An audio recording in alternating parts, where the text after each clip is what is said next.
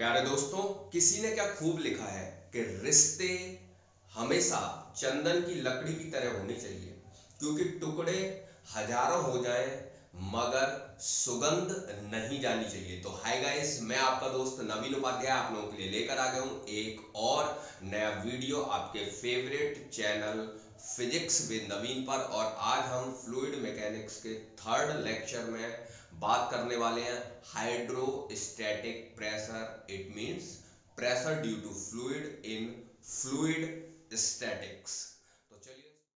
तो चलिए स्टार्ट करते हैं अपना लेक्चर। और हम बात कर रहे थे हाइड्रोस्टैटिक प्रेशर की। It means pressure due to fluid in fluid statics.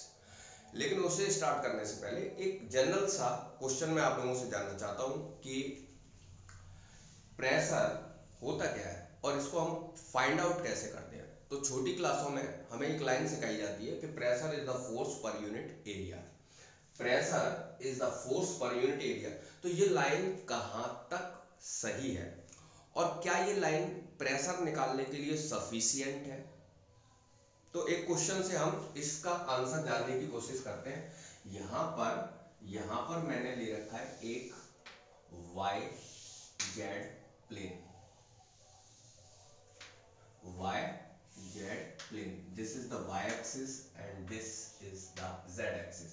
और यहां पर मैंने एक स्मॉल एरिया कंसीडर कर रखा है dA। ओके, अब इस एरिया पर एक फोर्स अप्लाई कर रहे हैं एट एंगल थीटा f। तो अब मैं ये जानना चाह रहा था कि ये जो फोर्स है इस एरिया पर कितना प्रेशर एक्सर्ट करेगा। How much pressure exert by the force in this cross section. तो आप अगर इस अकॉर्डिंग टू दिस लाइन वो जो प्रेशर है वो होना चाहिए क्या, A इज इक्वल टू, यहां मैं ऑप्शन आप लोगों के लिए रखूं, pressure is equal to force per unit area, यानी कि P is equal to F upon A। या फिर अगर मैं इस फोर्स के कंपोनेंट कर देता हूं normal to the surface F cos theta और इन द सरफेस कंपोनेंट हो गया इसका F sin थीटा। इसके मैंने कंपोनेंट ले लिए, एक नॉर्मल टू द सरफेस या नॉर्मल टू द प्लेन और एक in the plane F sin theta. तो जो बी ऑप्शन यहां पर दिया हुआ है P is equal to force, component of force in the plane या along the plane upon magnitude of area. It means P is equal to F sin theta upon A dA। या फिर pressure is the force normal to the surface area. It means P is equal to F cos theta upon cross section area. या फिर हम area के अगर component करते हैं तो एरिया हमेशा नॉर्मल टू द सरफेस होता है, तो इसके अगर मैं कंपोनेंट करता हूं तो यहाँ पे ये जो कंपोनेंट है एरिया का ये हो जाएगा अपना, ये एंगल कितना है अपना थीटा है, तो इधर आ जाएगा dA cos थीटा। तो P is equal to F magnitude of force upon area perpendicular along the surface ले लेते हैं पहले अपन, ठीक है। तो P is equal to F upon DA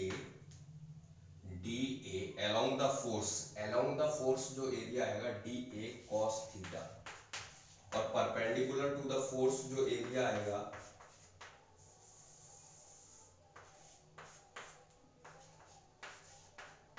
magnitude of force, area perpendicular, तो P is equal to F upon DA sine theta.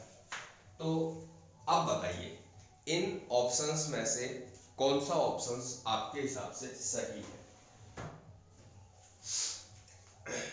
तो आप लोग देखोगे अगर अकॉर्डिंग टू दिस लाइन तो ये ऑप्शन तुम्हें लग रहा है कि फोर्स पर यूनिट एरिया, लेकिन गलत।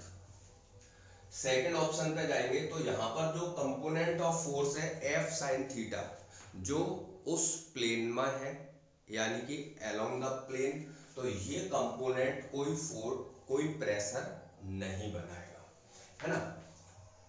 अब बात करते हैं component of force normal to the surface. तो हमारा जो जो सरफेस है वो है अकॉर्डिंग टू दिस प्लेन। इसमें हमने जो सरफेस कंसीडर कर रखा है, जो कंपोनेंट नॉर्मल है इसके नॉर्मल टू द सरफेस, ये जो कंपोनेंट है ये कंपोनेंट ही इस पर क्या बनाएगा, प्रेशर बनाएगा। ये जो कंपोनेंट होगा F साइन थीटा, ये इस पर कोई प्रेशर नहीं बनाएगा। कौन सा कंपोनेंट प्रेशर बनाएगा, नॉर्मल टू द सरफेस। तो इन सारे ऑप्शंस में से ये ऑप्शन करेक्ट है, ये ऑप्शन सारे रॉन्ग है। तो यहाँ हम देख रहे हैं कि ये लाइन सफिशिएंट लाइन नहीं है प्रेशर निकालने के लिए। तो अब अगर मैं आप लोगों से जानना चाहूँ according to this option, according to this question, तो क्या इस लाइन में कुछ करेक्शन की जरूरत है, तो बिल्कुल जरूरत है। और वो क्या है, वो मैं पॉइंट यहाँ पर लिख देता हूँ, ठीक है। Pressure is equal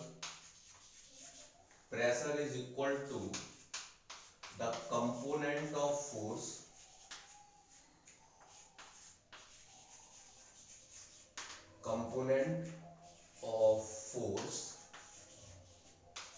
normal to the surface, normal to the surface, and component of force normal to the surface upon magnitude of area, upon magnitude of area, ठीक। अच्छा, तो अब इस पॉइंट के अकॉर्डिंग मैं बना देता हूं इसका फॉर्मूला, यानी कि P is equal to component of force normal to the surface and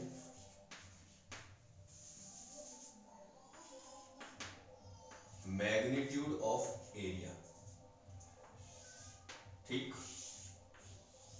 अच्छा, अब यहां से अब मैं यूनिट की अगर बात करता हूं तो इसकी यूनिट आ जाएगी क्या, न्यूटन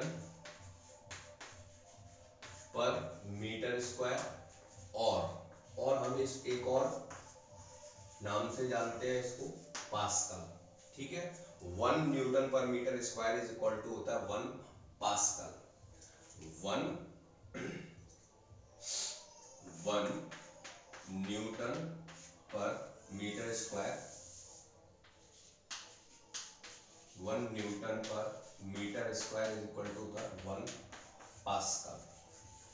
अच्छा, अगर और इसकी यूनिट की बात करूं मैं तो 1 atmospheric pressure 1 atm is equal to होता है 1.013 इंटू 10⁵ पास्कल, ये newton per meter square.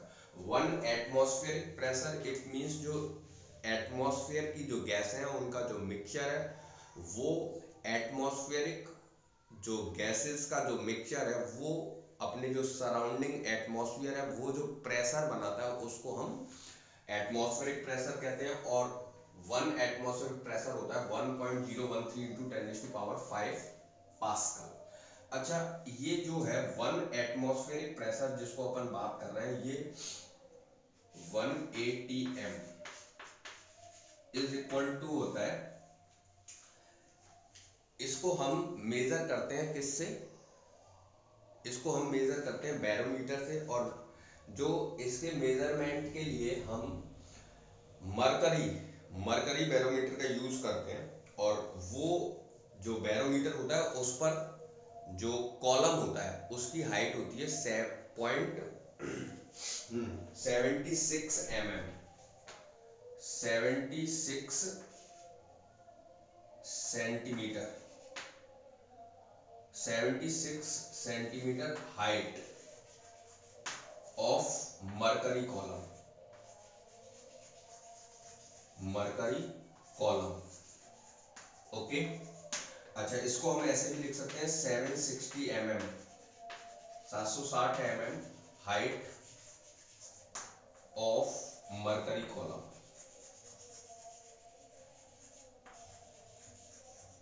Okay, अच्छा और इसकी अगर हम यूनिट की बात करेंगे तो हम इसका एक यूनिट और यूज करते हैं बार, और इसको हम 1 टॉर, ये होता है 1 इंटू 10⁵, 1 इंटू 10⁵ पास्कल। ठीक है, इसको एक बार चलिए अब हम बात करते हैं हाइड्रोस्टैटिक प्रेशर की। It means pressure due to fluid in fluid statics. Fluid static it means fluid is at rest with respect to container. जब फ्लूइड कंटेनर के रेस्पेक्ट में रेस्ट में होता है तो वो कैसे और कितना प्रेशर एक्सर्ट करता है, और उसकी जगह अगर हम कोई रिजिड मास ले लेते हैं या कोई सॉलिड ऑब्जेक्ट ले लेते हैं तो वो किस तरह से प्रेशर एक्सर्ट करता है, दोनों में क्या डिफरेंस है वो हम यहाँ इस एग्जाम्पल से समझते हैं। तो देखो यहाँ मैंने एक एग्जाम्पल ले रखा है जिसमें हमारे पास दो अलग अलग कंटेनर है। एक कंटेनर में हमने ले रखा है एक फ्लूइड जिसकी डेंसिटी रो है और कॉलम की हाइट है h, it means h height तक फ्लूइड, और इसका जो क्रॉस सेक्शन है वो है a। दूसरा, इस कंटेनर में मैंने ले रखा है एक रिजिड यानी कि solid object of mass m।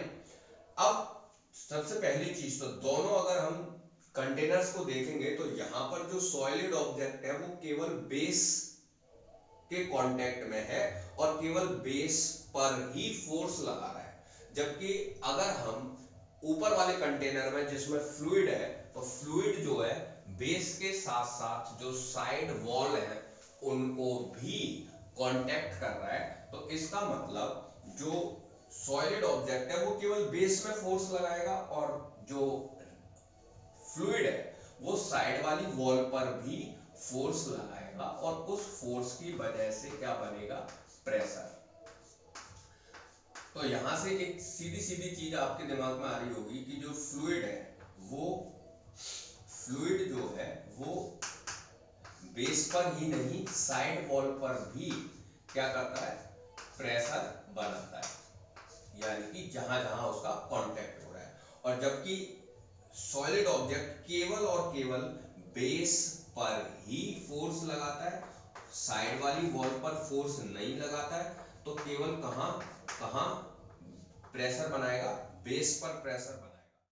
तो अब हम हाइड्रोस्टैटिक प्रेशर को लेके फर्स्ट लाइन यहां पर लिख सकते हैं। जब कोई फ्लूइड किसी सरफेस के कांटेक्ट में होता है तो वो उस पर प्रेशर बनाता है, किसकी वजह से, जो फोर्स एक्सर्ट हो रहा है normal to the surface. When a fluid when a fluid is in contact with any surface,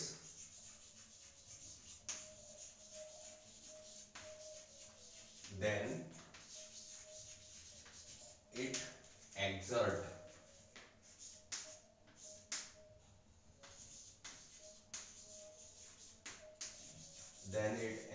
the pressure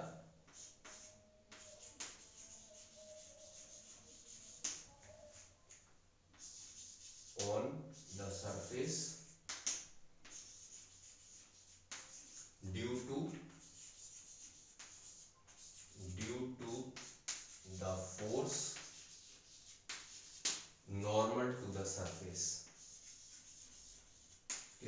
जैसे जो फोर्स लग रहा है नॉर्मल टू द सरफेस, ठीक। This pressure is called, this pressure is called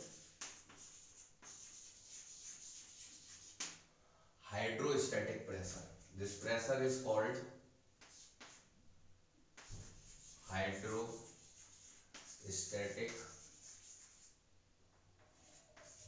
pressure. अब ये pressure find out कैसे करेंगे और किस किस चीज पे डिपेंड करता है। तो जैसे हमने यहाँ पर जो सॉलिड ब्लॉक लिया था या रिजिड मास लिया था, ये रिजिड मास कितना प्रेशर बना रहा है वो हम कैसे निकालेंगे। तो यहाँ पर अगर मैं इस रिजिड मास का प्रेशर निकालता हूँ तो P is equal to F upon A. तो यहाँ पर लग रहा है normal reaction force area A पर और नॉर्मल रिएक्शन फोर्स है mg अपॉन ए। वहीं अगर मैं इस फ्लूइड का प्रेशर निकालता हूँ यहाँ बेस पर, तो वो प्रेशर हम सबसे पहले फोर्स कितना लग रहा है, जैसे यहाँ पे नॉर्मल रिएक्शन फोर्स लग रहा था, यहाँ पर वो नॉर्मल रिएक्शन फोर्स कितना होगा। तो अगर मैं यहाँ पर नॉर्मल रिएक्शन फोर्स निकालूंगा तो वो जो नॉर्मल रिएक्शन फोर्स है वो मेरा एक तो फ्लूइड, ये जो लिक्विड है इसका मास और उस मास का जो वेट है mg डाउनवर्ड डायरेक्शन में। दूसरा, अगर ये ओपन एंड है, कंटेनर जो है ओपन है, तो इसके ऊपर जो एयर है वो एयर भी यहाँ पर एक फोर्स बना रही होगी और वो फोर्स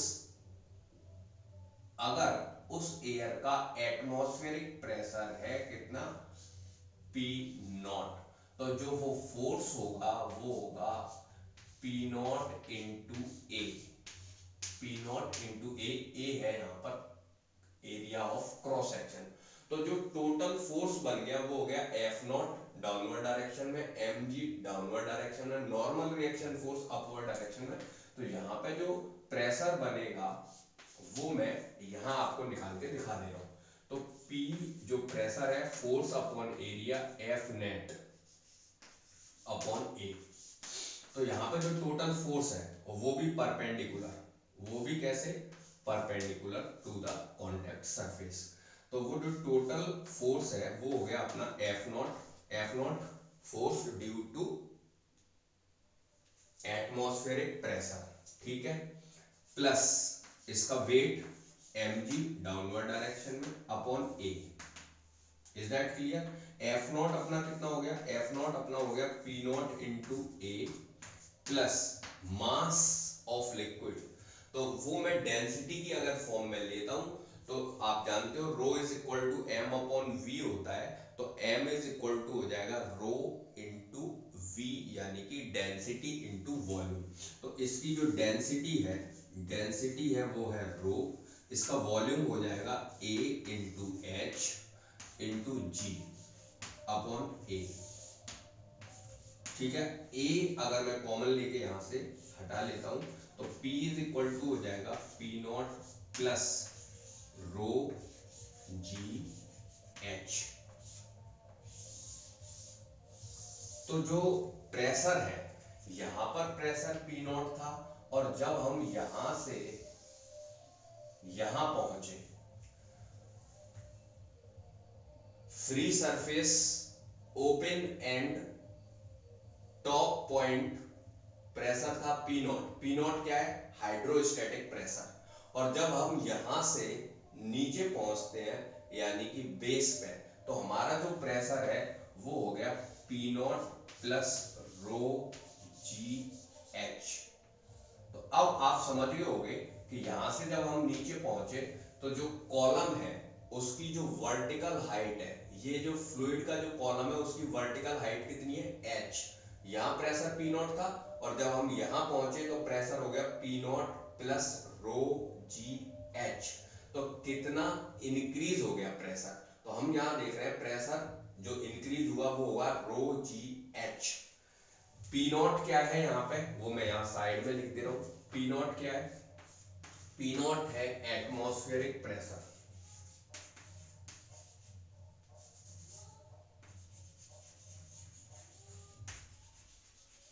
एटमॉस्फेरिक प्रेशर।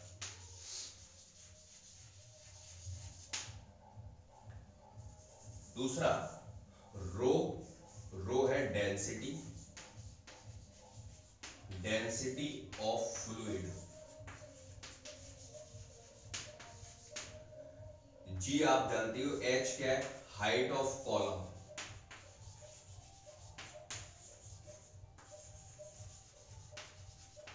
ठीक है, और g acceleration due to gravity,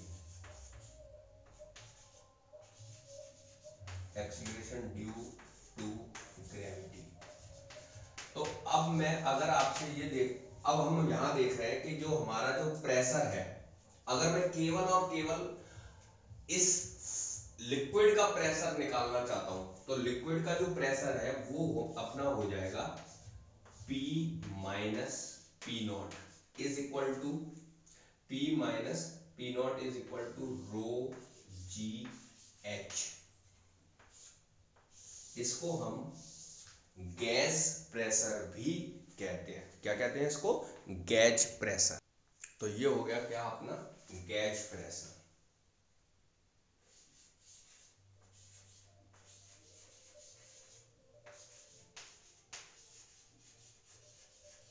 तो या आप ये भी कह सकते हो कि जो ओनली इस लिक्विड का प्रेशर है, तो वो जो प्रेशर होगा वो हो जाएगा गैज प्रेशर, जो डिफरेंस है रो जी एच।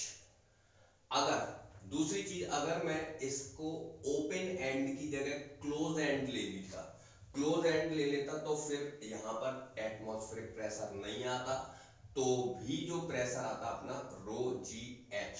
तो अब हम देख रहे हैं जो फ्लूइड का प्रेशर है वो वो किस किस चीज पे डिपेंड कर रहा है? वो डिपेंड कर रहा है डेंसिटी पर, एक्सीलरेशन पर, और दूसरा हाइट ऑफ कॉलम पर। तो अब मैं, तो चलिए अब हम बात कर लेते हैं प्रॉपर्टीज ऑफ हाइड्रोस्टैटिक प्रेशर। और जो हाइड्रोलिक प्रेशर होता है, इट मींस हाइड्रोस्टैटिक प्रेशर एक फोर्स बनाता है normal to the surface everywhere it is in contact. जहां जहां वो सरफेस के कांटेक्ट में होता है वहां वहां वो एक normal to the surface force लगाता है। जैसा कि अपन यहां देख रहे हैं, ये जो फोर्स है normal to the surface due to hydrostatic pressure, hydrostatic pressure की वजह से यहाँ पे नॉर्मल टू द सरफेस मैंने जो फोर्स दिखा रखा है,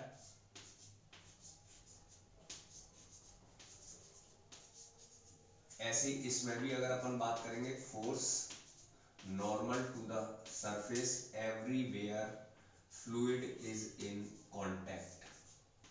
फ्लूइड जहां जहां सरफेस के कांटेक्ट में है वहां वहां normal to the surface force लगा देता है। ठीक है, एक second.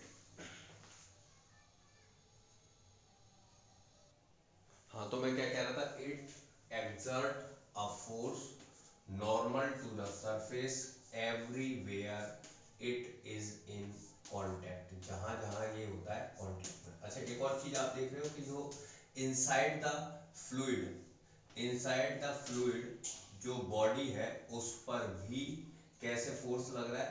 Normal to the surface due to hydraulic pressure. किसकी वजह से? हाइड्रोस्टैटिक प्रेशर की वजह से। तो जो फर्स्ट पॉइंट यहाँ पे, फर्स्ट पॉइंट जो मैं ले रहा हूं वो क्या है? हाइड्रोलिक प्रेशर या hydrostatic pressure, hydrostatic pressure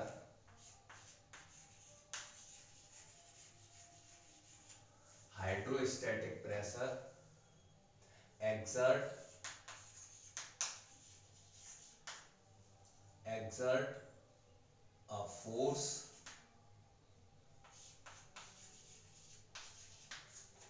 exert a force normal to the surface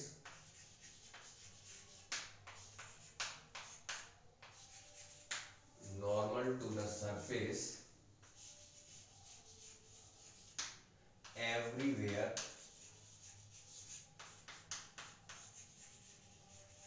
it is in contact, it is in contact,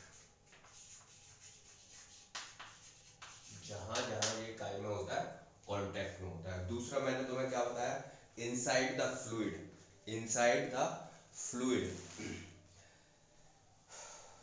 inside the fluid अगर अपन देख रहे हैं तो कोई भी इनसाइड द फ्लूइड कोई बॉडी है तो उस पर जो फोर्स लगता है वो केवल नॉर्मल टू द सरफेस होता है, कोई भी टेंजेंशियल फोर्स वहां पर नहीं होगा। अगर टेंजेंशियल फोर्स होगा तो वो फ्लूइड को क्या कर देगा, डिस्प्लेस्ड कर देगा और फ्लूइड आ जाएगा मोशन में, यानी कि डायनामिक्स में। जबकि हम बात कर रहे हैं फ्लूइड स्टैटिक्स में। फ्लूइड स्टैटिक्स में इनसाइड द फ्लूइड कोई भी बॉडी, उस पर जो फोर्स होता है वो कैसे लगता है, normal to the surface.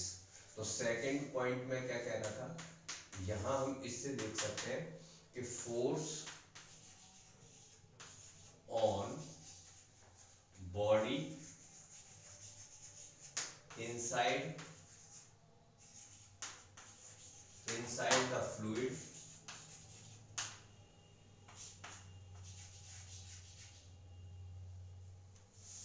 inside the fluid acts only normal to the surface, normal to the surface, no tangential force, कोई भी tangential force, no tangential force acts on the body inside the fluid, inside the fluid in fluid statics।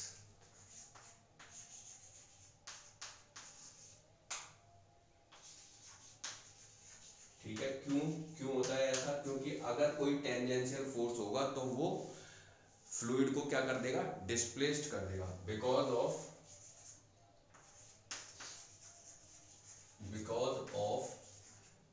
Any tangential force displaced the fluid.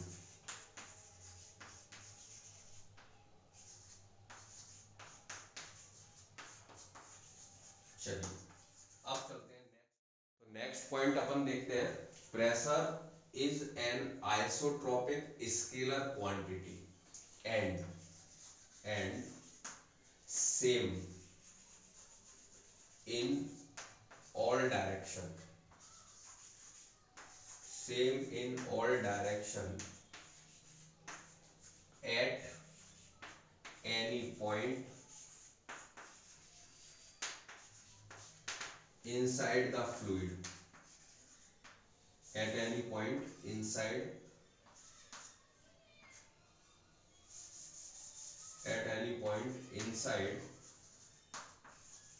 the fluid। तो कैसी quantity है, isotropic scalar quantity, और same in all direction at any point inside the fluid. इसे हम ऐसे समझा सकते हैं, ये मैंने फ्लूइड ले लिया है जिसकी डेंसिटी रो, और इसके अंदर एक पॉइंट हमने कंसीडर कर लिया। अब इस पॉइंट पर जो प्रेशर होगा, pressure same in all direction, same in all direction. यहाँ पे अगर मैं कोई लेमिना कंसीडर कर लूँ और उस लेमिना में अगर मैं यूं कहूँ कि यहाँ पे फोर्स, यहाँ पे फोर्स, यहाँ पे फोर्स, और यहाँ पे force F1 F2 F3 F4। तो अगर ये जो फ्लूइड स्टैटिक्स की हम बात कर रहे हैं और ये पॉइंट अगर रेस्ट पोजीशन में है तो प्रेशर जो है वो ऑल डायरेक्शन से क्या होना चाहिए, सेम होना चाहिए। इसका मतलब मैं यूं कहूं कि P1 is equal to P2 is equal to P3, यानी कि F1 upon A1 is equal to F2 upon A2 equal to F3 upon A3। ठीक, तो pressure is an isotropic scalar and same in all direction at any point inside the fluid. अगर ये all direction से same नहीं होएगा तो फिर ये पॉइंट यहाँ पर रेस्ट पोजीशन में नहीं होगा, ये डिस्प्लेस्ड हो जाएगा। और फ्लूइड स्टैटिक्स में जो फ्लूइड है वो कैसा होना चाहिए, रेस्ट कंडीशन में होना चाहिए विद रेस्पेक्ट टू कंटेनर। और वो तभी पॉसिबल है जब प्रेशर जो है वो ऑल डायरेक्शन से क्या होगा। नेक्स्ट पॉइंट पे चलते हैं। तो यहाँ पे मैंने 3 डिफरेंट कंटेनर ले रखे हैं। अब अगर मैं कहता हूँ यहाँ पर पॉइंट ए और पॉइंट बी और पॉइंट सी, डेंसिटी तीनों फ्लूइड्स की सेम है रो, और तीनों फ्लूइड्स की जो हाइट है, हाइट ऑफ कॉलम, वो भी सेम है h। तो अब अगर मैं यहाँ प्रेशर आपसे पूछता हूँ तो यहाँ पर प्रेशर होगा, ये ओपन एंड है तो यहाँ पर ओपन एंड पे प्रेशर कितना होता है P0, यहाँ पर भी प्रेशर कितना होगा P0, और यहाँ पर भी प्रेशर कितना होगा P0। अब ए पर अगर हम प्रेशर निकालते हैं तो यहाँ पर जो प्रेशर होगा P0 प्लस रो जी एच, यहाँ पर भी प्रेशर होगा P0 प्लस रो जी एच, और यहाँ पर भी प्रेशर होगा P0 plus row g H. It means जो हाइड्रोस्टैटिक प्रेशर है वो कॉलम के शेप और साइज पर डिपेंड नहीं करता है, केवल कॉलम की हाइट पर डिपेंड करता है। तो hydrostatic pressure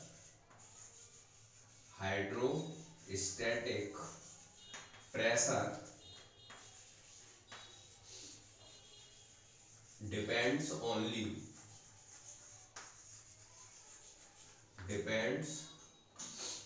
only the height, या hydrostatic pressure does not depend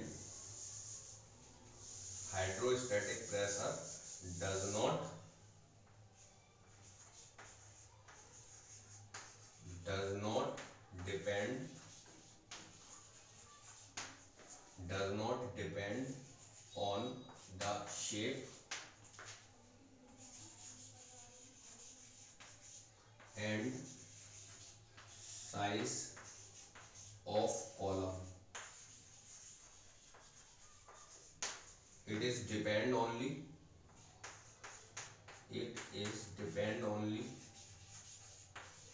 किस पे डिपेंड करता है, it is depend only height of column, height end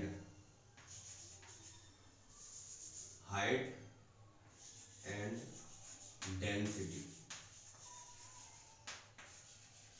of column. ठीक है, नेक्स्ट पॉइंट पे अगर आप अपन आ जाते हैं 5 नंबर पॉइंट्स। नेक्स्ट पॉइंट पे चलते हैं 5 नंबर। यहाँ पे मैंने क्या किया, डिफरेंट कंटेनर्स ले रखे हैं, लेकिन ये कंटेनर्स एक दूसरे के कांटेक्ट यानी कि कनेक्ट है नीचे से। अगर अब हम किसी एक कंटेनर में फ्लूइड डालते हैं तो इन सारे कंटेनर्स में जो फ्री सरफेस है वो सेम हाइट पर होगा, सेम लेवल पर होगा। ये कंटेनर के शेप और साइज पर डिपेंड नहीं करेगा। अगर ये कंटेनर एक दूसरे से कनेक्ट हैं तो सभी कंटेनर्स में जो फ्री सरफेस ऑफ लिक्विड वो सेम हाइट पर होगा। तो मैं ये क्या लिखता हूँ यहाँ पे, free surface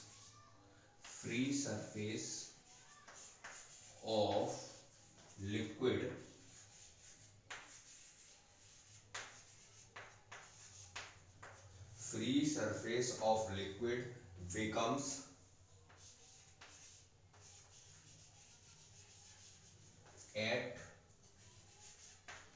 same height, same height in all container, in all container if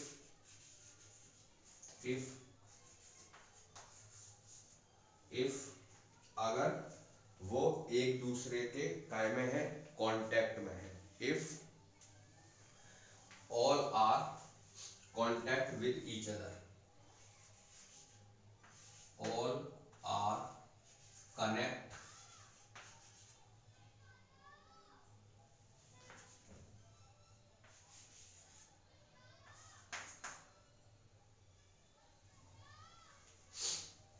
all are connect with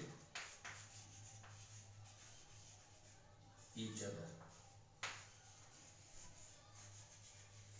तो ये एक बार फिर मैं आप लोगों को ये पॉइंट्स रिवाइंड करा दे रहा हूं। फर्स्ट प्रॉपर्टी मैंने क्या बताई कि फ्लूइड जब किसी सरफेस के कांटेक्ट में होता है तो जहां जहां वो उस सरफेस को कांटेक्ट करता है वहां वहां उस सरफेस के नॉर्मल डायरेक्शन में फोर्स लगाता है due to hydrostatic pressure. Hydrostatic pressure की वजह से जो फोर्स लगाता है normal to the surface in everywhere it is in contact. दूसरा, अगर हम इनसाइड द फ्लूइड कोई भी बॉडी उस पर केवल और केवल जो फोर्स लगता है वो नॉर्मल टू द सरफेस, कोई टेंजेंशियल फोर्स नहीं लगता है। अगर कोई टेंजेंशियल फोर्स लगेगा तो वो फ्लूइड को डिस्प्लेस्ड कर देगा यानी कि मोशन में। और हम बात कर रहे हैं फ्लूइड स्टैटिक्स की। ऐसे ही इनसाइड द फ्लूइड कोई भी हम पॉइंट कंसीडर करते हैं तो उस पॉइंट पर ऑल डायरेक्शन से जो प्रेशर होगा वो सेम होना चाहिए, प्रेशर सेम होना चाहिए, अदरवाइज जो फ्लूइड है वो डिस्प्लेस्ड हो जाएगा यानी कि डायनामिक्स कंडीशन में पहुंच जाएगा, मोशन में आ जाएगा। तो pressure is an isotropic scalar quantity and same in all direction at any point inside the fluid in fluid statics, in fluid statics. Okay, अच्छा, अगर हम नेक्स्ट पॉइंट की बात करेंगे तो मैंने तुम्हें क्या बताया, जो फ्लूइड का जो प्रेशर है वो कॉलम के शेप और साइज पर डिपेंड नहीं करता, केवल कॉलम की हाइट पर डिपेंड करता है और फ्लूइड की डेंसिटी पर डिपेंड करता है, एक्सीलरेशन पर भी डिपेंड करता है, बट शेप और साइज पर डिपेंड नहीं करता है। तो मैंने जैसे यहाँ पर अलग अलग साइज के कंटेनर लिए लेकिन उन कॉलम की हाइट सब में सेम है तो प्रेशर भी सभी इन पॉइंट्सों पर सेम है। ऐसे ही अगर हम बात करेंगे नेक्स्ट पॉइंट की, तो जो फ्री सरफेस है, अगर कंटेनर एक दूसरे से कनेक्ट है, कंटेनर जो है वो एक दूसरे से क्या है, कनेक्ट है,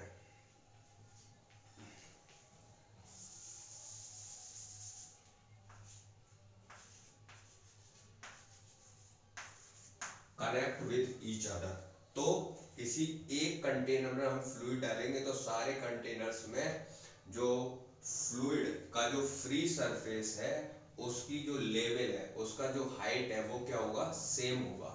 free surface of liquid become at same height in all containers if all are contact with each other, अगर वो सभी एक दूसरे के काय में कांटेक्ट में है।